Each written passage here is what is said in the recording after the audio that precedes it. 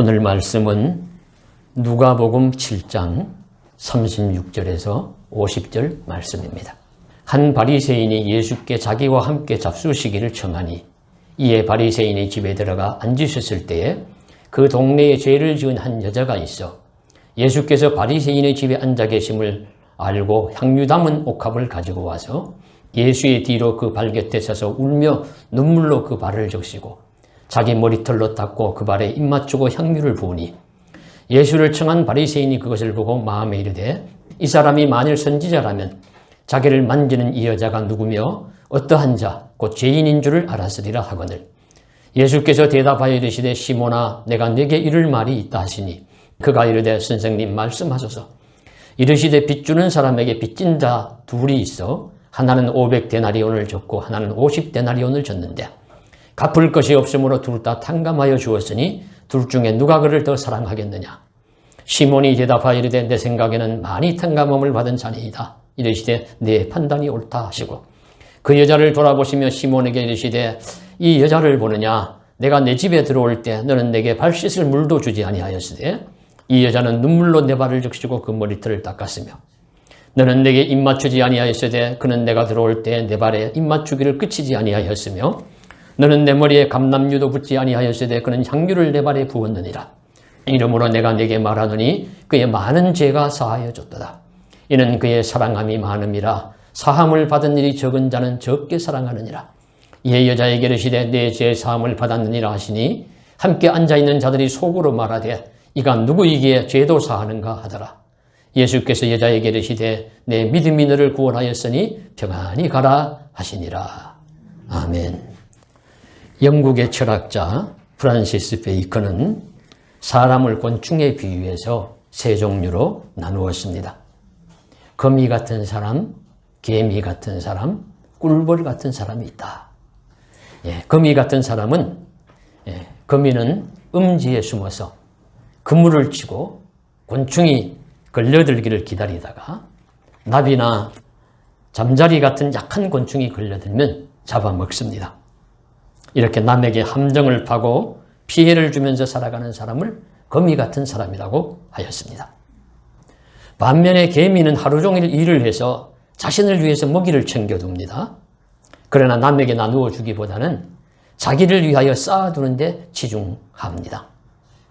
이처럼 남에게 피해를 주지 않지만 자신만을 위해서 사는 사람을 개미 같은 사람이라고 보았습니다. 그러나 꿀벌 같은 사람이 있습니다.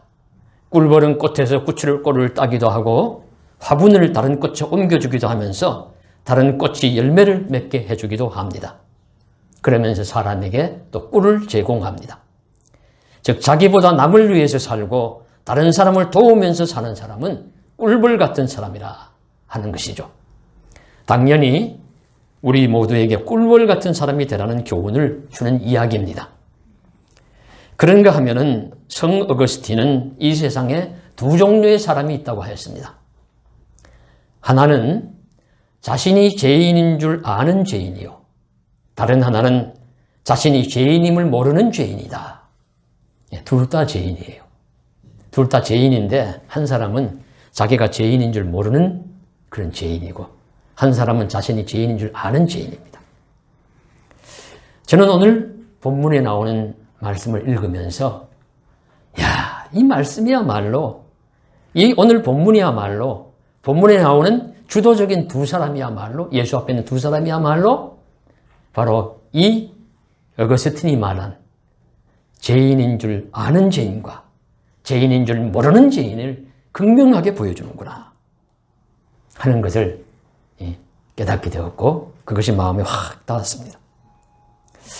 그래서 이 오늘 말씀에 이 한 여인과 바리새인 시몬이라는 사람이 나오는데 이 바리새인 시몬이라는 사람은 자신이 죄인인 줄 모르는 죄인이에요. 한 여인은 자신이 죄인인 줄 아는 죄인입니다. 이 자의식이 과연 두 사람의 삶의 모습을 얼마나 다르게 하는지를 오늘 말씀은 잘 보여주시고 있습니다. 그리고 예수님은 이 둘 중에 누구의 삶을 더 옳다고 인정하시고 칭찬하시는지 말씀하는 것이 말씀의 요지입니다. 말씀의 내용은 간략히 이렇죠. 예수님의 공생의 사역 초기에 일어난 사건이라고 보여져요. 그러니까 향유를 붓는 이야기가 여러 번 나오는데 그 중에 요한복음 12장에 마리아가 예수님의 발에 향유를 붓는 사건은 예수님께 향유를 붓는 사건은 공생의 후반부에 그 지역도 저기 유대 땅, 남쪽 유대 땅 예루살렘 곁에 있는 베다니에 있는 곳에서 일어났던 일입니다. 다른 이야기예요. 오늘 이 누가복음의 말씀은 공생의 초반부에 갈릴리 지역 어떤 마을에서 있었던 이야기입니다. 그 지역에서 상당히 존경을 받는 유지일 것이라고 보여지는 바리새인 시몬이라는 사람이 예수님을 식사 초대를 했습니다. 그래서 예수님이 식사 초대를 받아서 그 집에 갔는데, 그런데 이 한 죄인이라고 소문난 한 여인이 예수께 다가와서 가지고 온 향유를 그 발에 들어붓는 것이죠.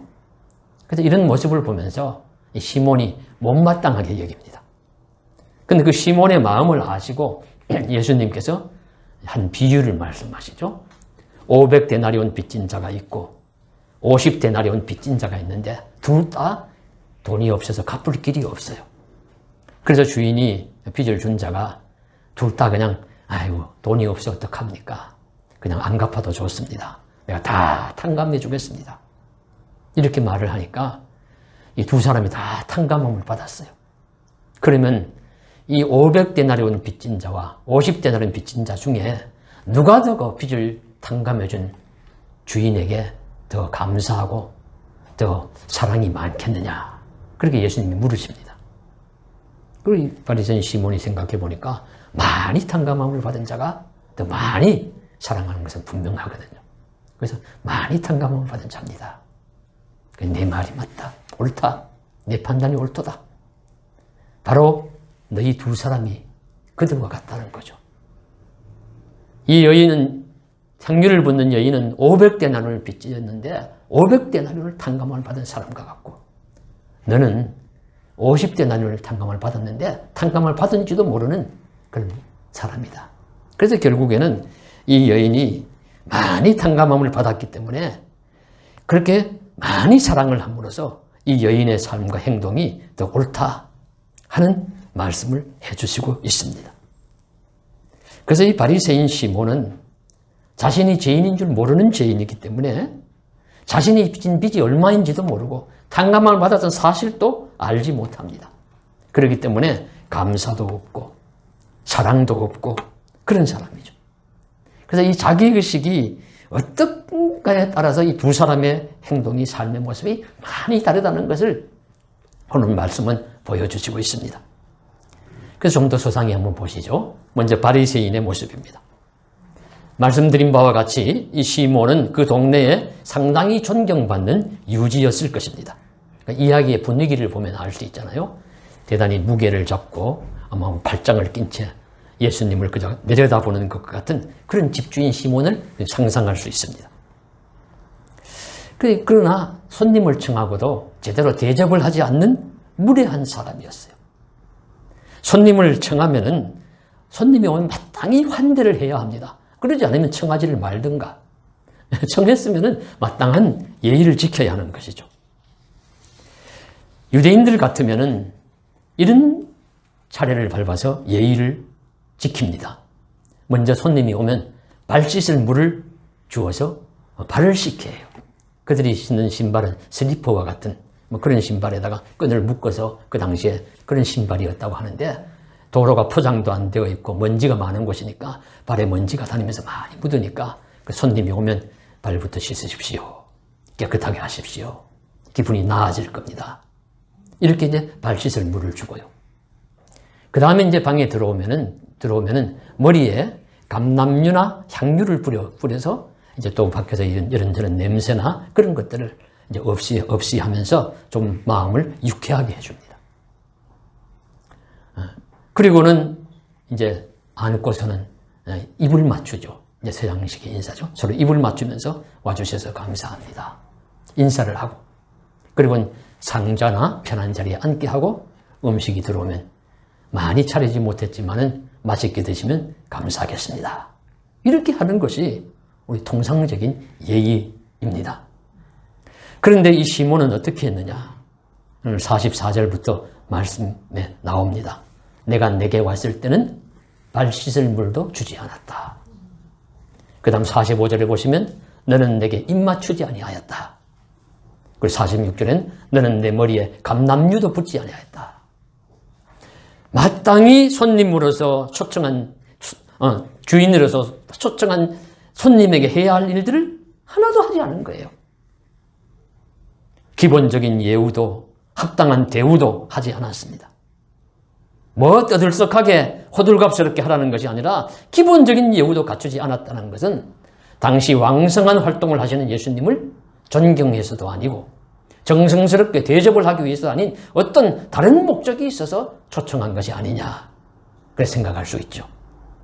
그저 예수가 누구인지 좀 더 잘 알아보려고, 아니면 예수라는 자를 내가 초대하고 식사 대접했다는 것을 과시하려고 하는 정도가 아닐까 추정할 수 있습니다. 이유가 어떻든 손님을 청하면 합당한 대우를 해야 합니다.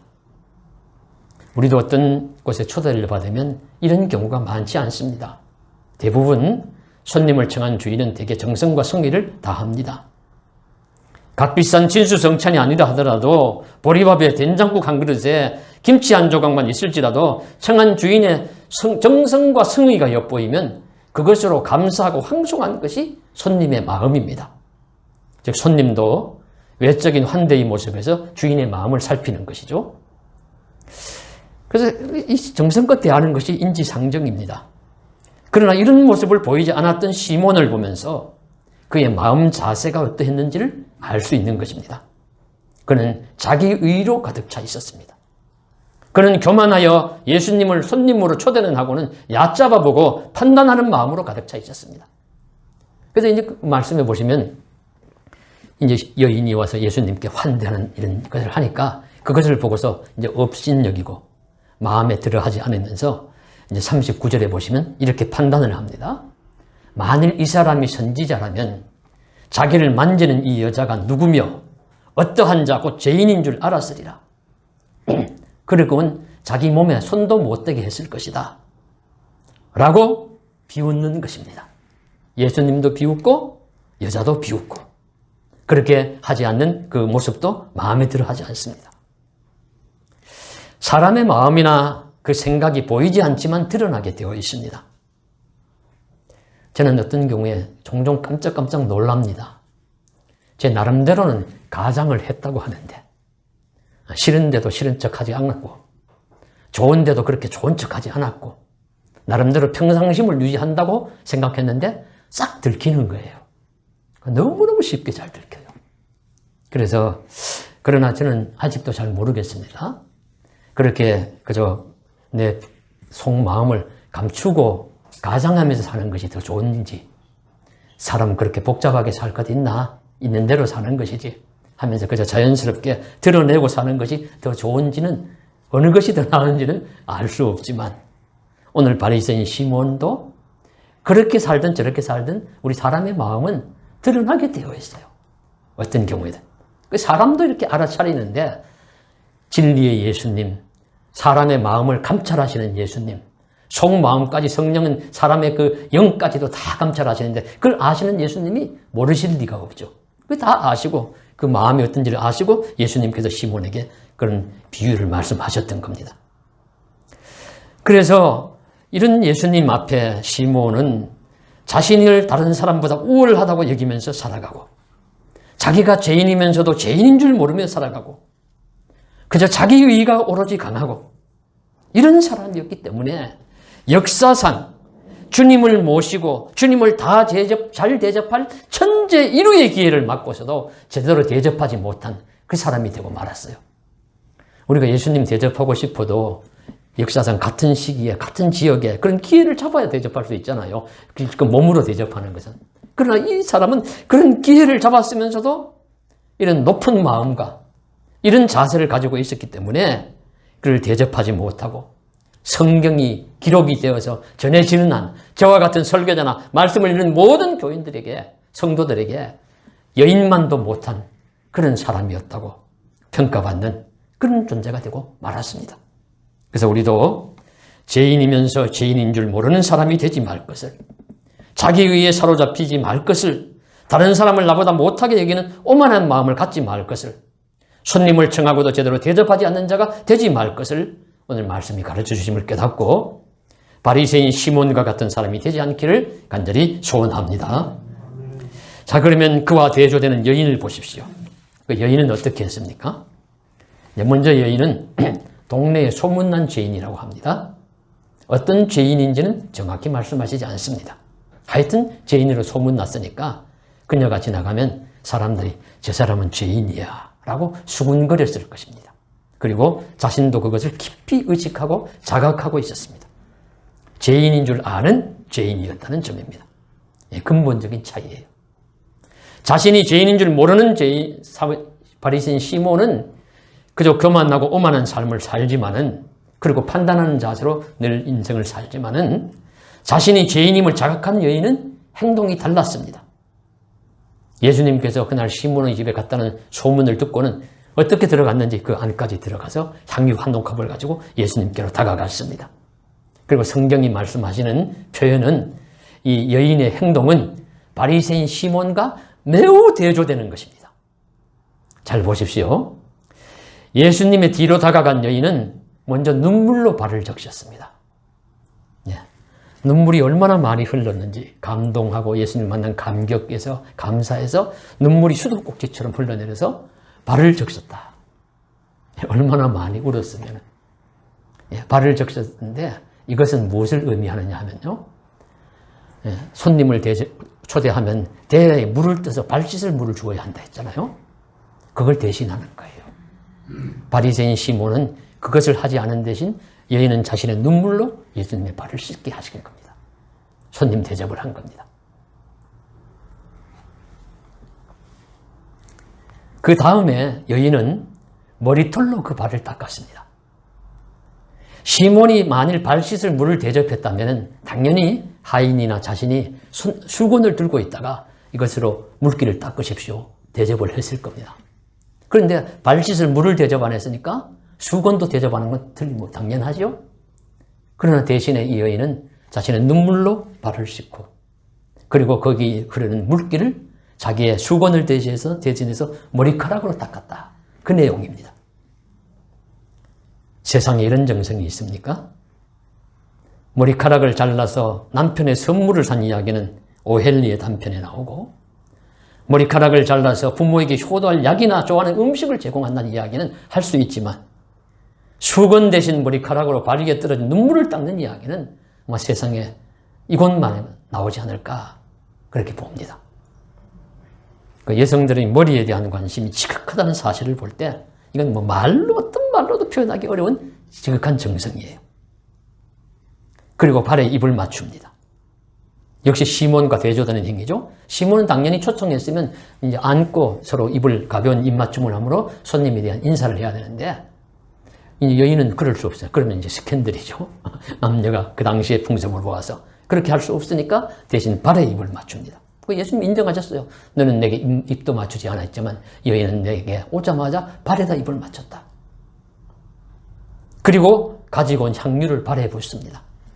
머리에 향유를 몇 방울 떨어뜨리거나 감람유를 붓는 대신에 여인은 자기가 가져온 향유를 예수님 발에다가 탁 부어서 이 손님으로의 대접을 충분히 한 것입니다. 그래서 오늘 말씀은 철저하게 두 사람을 대조해서 말씀하시고 있습니다. 이것이 성경이 말씀하시고자 하는 우리 메시지의 초점이라고 보여집니다. 거듭 말씀드리지만 자기 의로 가득한 시몬은 초청만 했지 아무것도 하지 않았어요. 그러나 초대하지 않았지만 초대받지 못하고 그냥 밀고 들어왔을 죄인의식으로 가득한 여인은 예수님을 위한 그야말로 극진한 환대와 사랑의 표현을 했습니다. 왜냐하면 자신이 죄인임을 알고, 그리고 그 죄가 은혜로 용서받았다는 사실을 알기 때문입니다. 그래서 많이 사함을 받은, 많은 사랑을 받은 자에게 또 많은 사랑을 할 수 있습니다. 그래서 예수님은 그의 사랑함이 많음이라, 그의 사랑함이 많음이라 말씀하셨습니다. 우리도 그렇습니다. 만일 저에게 조금이라도 사랑의 자세가 나타난다면 저는 사랑을 많이 받은 사람이에요. 저는 의식은 그런 의식이 있습니다. 저는 사랑을 많이 받은 사람이에요. 여인도 그런 사랑을 많이 받은 사람이라고 그런 의식이 있습니다. 그래서 예수님의 십자가의 은혜와 용서가 없었다면 살아갈 수 있는 죄인이지만은 하나님이 날 사랑하셔서 십자가의 피공로로 용서해 주셨기 때문에 살아갈 수 있기 때문에 나는 그 사랑을 조금이라도 할 수 있는 한 표현을 하면서 살아야 된다. 이런 자각하에서 이런 삶의 행동이 나왔다는 말씀이죠. 그렇다면 오늘 우리들도 예수님께 헌신하고 사랑하며 살려면요, 사랑을 많이 받은 사람이라는 자각이 있어야 되고, 그리고 그 사랑을 많이 나타낼 수 있는 사랑이 많은 사람이라는 평가를 받아야 합니다.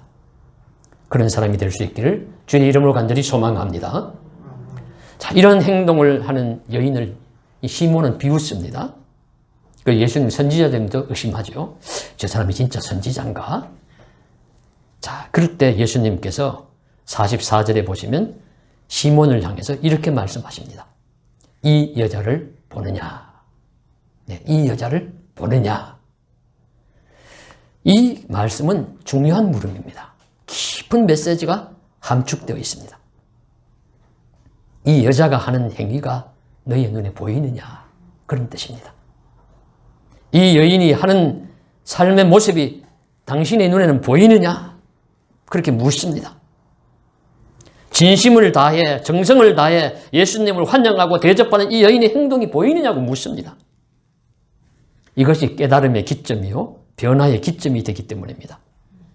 초청만 하고 가식적이고 모양도 제대로 갖추지 않고 마음만 판단만 하고 앉아있는 당신의 눈에 자신이 죄인임을 깨닫고 구원과 사랑의 은혜에 감사하며 모든 힘과 정성을 다해서 환대하는 여인의 제 삶의 모습이 눈에 들어오느냐 물으십니다. 그런 것이 눈에 들어오면 깨닫는 것이죠. 그런 변화의 여지가 있습니다. 성도 여러분, 사람도 좋아지려면 그 사람의 좋은 점이 눈에 자꾸 들어야 돼요. 근데 사람이 미워지기 시작하면 자꾸 미운 점만 눈에 들어옵니다. 그렇죠? 그래서 마찬가지로 우리도 예수님을 믿고 예수의 삶이나 가르침에 대한 좋은 점만 눈에 보여야 합니다. 믿는 성도님의 삶의 복되고 아름다운 모습이 자꾸 눈에 보여야 합니다. 그래서 예배당에 왔는데 자꾸 앞에 목사도 별로 보이고 이것저것 흠잡을 것만 자꾸 보이면은 예배당에 오고 싶겠습니까? 그럼 오면은 이것저것 그저 좋은 점만 자꾸 보이면은 그저 오지 말라고 해도 오실 겁니다. 그런 것처럼 우리 모습도 먼저 눈이 은혜로 치유되어 가지고 보여야 합니다. 무엇이 보입니까? 성경 말씀과 그리스도 예수와 그분을 믿는 성도들의 선하고 아름다운 모습이 눈에 자주 들어오기를 원합니다. 잘 보이기를 원합니다. 그래서 그 헌신과 그 사랑과 그 은혜를 깨닫고 우리 자신도 너의 사랑함이 많구나, 많이 사랑받았으니 많이 사랑하는구나 하는 주님의 눈에도 드는 은총의 역사가 일어나야 될 수 있을 줄로 믿습니다. 저도 목회를 하고 살면서 많은 대접을 받았습니다. 참 감사하고 분에 넘치는 대접을 많이 받았습니다. 가까이는 이야기 드리기 곤란할 것 같고, 그저 오래된 이야기, 전에도 한 번, 두 번 말씀을 드린 적이 있는 것 같습니다만, 좀 잊지 못할 대접받음의 이야기이기 때문에 한 가지 드립니다. 이제 경북 봉화군에 있는 산촌 마을에 주일 목회라 그래서 주일날만 우리 전도사 시절에 학생 시절이었는데 갔습니다. 토요일 갔다 월요일날 나오는 건데요. 그래 가면 그 교회가 조그마한 예배당에 마당이 있고 사택이라고 지어놓은 조그만 집이 있고 그 옆에 또 더 작은 집이 딸려 있습니다. 그 작은 집에 사는 여집사님이 이제 사연은 주일날만 가니까 자세히 모르지만은 타지에서 살다가 사정이 있어서 어린 딸 초등학교 그 당시에 2명을 데리고 와서 살던 집사님이었어요. 그래서 교회 청소도 하고 그리고 평일에는 다른 집에 일도 해주고 품삯도 받아서 생활을 하고 아이들 학교 보내고 그러니까 이제 토요일 가면 그 집에서 식사를 하는 거예요. 그 집에서. 그래서 저녁에 하루는 들어가니까 좀 쭈삣쭈삣하시면서 전도사님 죄송합니다. 마침 쌀이 다 떨어졌어요. 그래서 차린 것이 이것밖에 없습니다. 하면서 이렇게 상에 가져오는데 보니까 이 옥수수를 이렇게 매달아 그 굵은 옥수수를 다 흘러가지고 다 좀 이렇게 추수를 해가지고 말려서 이제 강냉이도 튀기고 하는 그 강냉이 옥수수를 말린 것을 삶아가지고 간장 한 종지하고 그거 뭐 제가 볼 때 김치도 아마 없었던 거 기억거든. 그렇게 해서 본인들 거 하고 다 차려오는 거예요. 아이 쌀이 없어서 이렇게밖에 못합니다. 죄송하다고. 아이고 별 말씀 별 실기세요. 그러면서 그날 먹었는데 사실 맛이 별로 없었습니다. 그래도 맛있다고 먹었고 참 지금 생각해도 그 깊은 산골 마을 작은 집에서 100여 정도 아래서 있었던 동화 같은 이야기인데 근데 이건 사실입니다. 최선을 다했을 음식이고 정성을 다해서 놓았던 강냉이 삶은 것이기 때문에 맛있게 먹었고 그날 밤 여러 가지 생각으로 어린 마음이지만 잠을 잘 자지 못했던 기억이 있습니다. 일평생 잊지 못할 음식이고 대접 받음이었습니다. 예수님께서도 비싼 향유여서 여인을 칭찬하신 것은 아닐 거예요. 마음과 정성을 다한 최선의 대접이었기 때문입니다. 그래서 한 번 더 확인합니다. 그의 많은 죄가 사하여졌도다. 이는 그의 사랑함이 많음이라. 사함을 받은 일이 적은 사람은 적게 사랑하느니라. 사함을 많이 받은 사람은 많이 사랑한답니다. 그래서 예수님께 다시 한번 메시지의 핵심을 확인해 주시죠. 그래서 자기를 의롭게 여기고 나는 다른 사람보다 낫고 이렇게 사는 사람은 사함을 적게 받은 사람이기 때문에 잘 진심 어린 대접을 못해요. 그 시몬이 그런 사람입니다. 그러나 반면에 자신이 죄인임을 알고 죄인인 줄 알기 때문에 은혜로 살아가는 감사가 있는 여인 같은 사람은 용서를 많이 받았기 때문에 많이 사랑을 받았기 때문에 하나님도 사랑하고 이웃도 사랑할 수 있는 사람입니다. 그래서 예수님께서 여인에게 내 죄사함을 받았느니라. 그리고 다시 내 믿음이 너를 구원하신 평안히 가라고 영혼 구원까지 선포하십니다. 죄사함의 선언과 믿음으로 얻은 구원을 선언하시는 말씀으로 이 사건을 끝맺습니다. 죄에 대한 자각이 있어야 예수 믿음이 생기고 그 믿음으로 죄사함을 받고 구원의 은혜가 역사할 수 있음을 말씀하시고 있습니다. 그리고 그 은혜를 입은 사람은 감격으로 헌신하며 감사하는 삶을 살아가는 것입니다. 오늘 말씀은 그냥 한 문학 작품을 말씀드림으로 끝맺음을 하겠습니다. 잘 아시는 세계 문학 유명한 소설 중에 하나가 우리 빅톨 유고의 레미제라블입니다. 레미제라블, 비천한 사람들이라는 제목이죠. 이 소설의 줄거리와 의미는 오늘 말씀이 주시는 의미와 깊은 연관성이 있다고 보입니다. 이 소설에 나오는 두 대조적인 인물이 있습니다. 주인공 장발장과 그를 뒤쫓는 경감 자베르입니다. 이 장발장은 빵을 훔친 죄로 19년을 복역하다가 우리 가석방이 되어서 나오지만 전과자라는 낙인이 찍혀있기 때문에 차별을 받습니다. 상당히 이제 분노로 가득하죠. 그런데 한 신부를 만났는데 성당의 한 신부가 그를 환대합니다. 잘 대접합니다. 그럼 잘 대접받고 그냥 가야 되는데 아직도 재성이 남아있어서 그 집에 있는 성당의 은그릇을 훔쳐서 달아납니다. 그래서 체포되고 말았어요. 아니 수상한 놈, 행색도 수상하고 은그릇을 가지고 있으니까 경찰이 어디서 났느냐, 훔친 것이 아니냐. 그래서 결국은 이건 성당의 것 같은데, 그래서 성당으로 그 신부 앞으로 장발장을 데리고 오죠. 근데 이제는 꼼짝없이 가석방 되었던 몸이 들어가니까 가중처벌 받아서 이제 평생을 감옥에서 이제 지낼 수밖에 없다고 생각했던 장발장인데 신부가 뜻밖에도 아이고 이건 내가 준 것이라고 그러면서 옆에 있는 은초대까지 주면서 이것도 가져가라고 했는데 왜 안 가져가냐고 이렇게 얘기를 하는 거예요. 그래서 풀려납니다. 풀려나고 그걸 받은 장발장이 그 사랑과 용서에 감격해서 새 사람이 됩니다. 그래서 이름도 바꾸고 새 사람이 되어서 부자도 되고 그리고는 시장이 되죠. 어떤 도시의 시장이 되어서 어렵고 힘든 사람들을 많이 도와줍니다. 그런데 가석방된 제주 장발장을 경감자벨은 끝까지 추적을 합니다. 그러면서 이 시장이 좀 수상해서 제자가 그자가 아닌가 하면서 이제 이런저런 이야기로 얽히다가 결국에는 장발장님이 드러나게 되죠. 그러나 뭐 거기서 기회를 달라고 해서 도망치고 헤어졌는데 프랑스 혁명이 일어나고 여러 가지 이야기와 사건이 얽히지만 요점은 나름대로 정의를 세운다는 명분하에 자신을 끝까지 뒤쫓는 경감자배를 결정적인 순간에 둘이 만나게 되죠. 그래서 장발장이 그를 밀고 가거나 처단을 할 수 있는 자리에 있는데 그를 용서해 줍니다. 그때 이 경감자배가 무너지죠. 내가 틀렸구나. 내가 장발장보다 더 옳지 못한 사람이구나. 그래서 세느강에 몸을 던지는 이야기로 끝을 맺는데 이 유명한 소설 말씀이 주시는 메시지가 바로 오늘 성경 말씀에서 읽은 통찰력이 아닐까라는 것입니다. 우리에게 가르쳐 주신 주요한 관점은 이것입니다. 우리가 어떤 삶을 살 수 있는지가 우리의 자의식에 많이 좌우한다는 사실입니다. 바리새인 시몬처럼 자신을 의인으로 알고 자신은 세상이나 다른 사람을 판단하며 살아야 한다는 의식으로 가득 찬 사람같이 살 수가 있습니다. 어쩌면 이 세상은 그런 사람들로 가득 차 있습니다. 그러면 헌신도 감사도 믿음도 구원도 거리가 멉니다.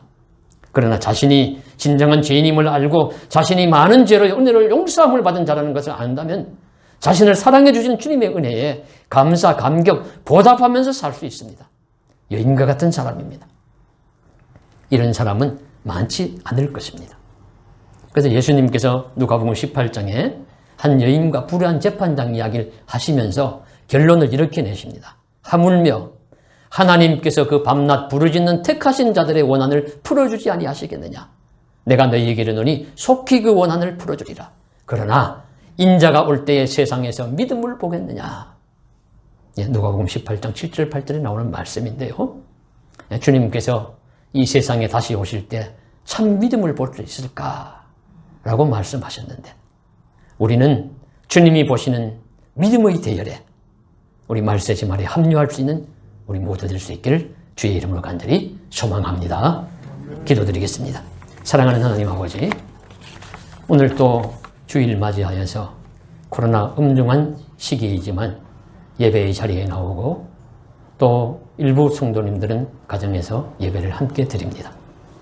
기억하시고 한 분 한 분 삶의 자리를 지켜주시고 우리는 용서함을 받은 죄인으로서 사랑을 많이 받은 사람으로서 삶을 온전하게 살아갈 수 있도록 도와주옵소서. 물론 사랑을 많이 받고서도 깨닫지 못하고 그저 자기만을 위해서 살아갈 수도 있을 것입니다.